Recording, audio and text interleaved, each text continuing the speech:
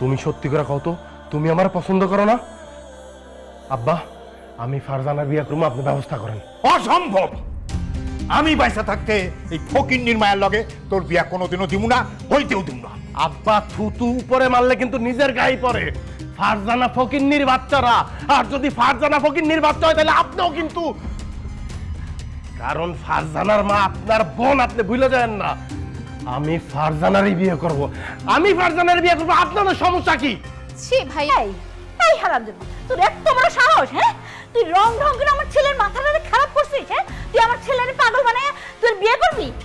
আমি বাইচা থাকতে কোনোদিন তুই আমার ছেলের বিয়ে করতে পারবি না। আজকে তোর আমি মাইরে খেলাম। এত বড় সাহস! মা, খবরদার মা, খবরদার! যদি ফারজানার গায়ের কেউ একটা অন্যায় ভাবে টোকাও দাও, আমি এই বাড়িঘর ধ্বংস করে ফেলামু। তোমরা আমার ভিন্ন রূপ দেখবা। আমি ফারজানারই বিয়া করব। পৃথিবীর এমন কোন শক্তি নাই আমার আর ফারজানার বিয়ায় বাধা হয়ে দাঁড়ায়।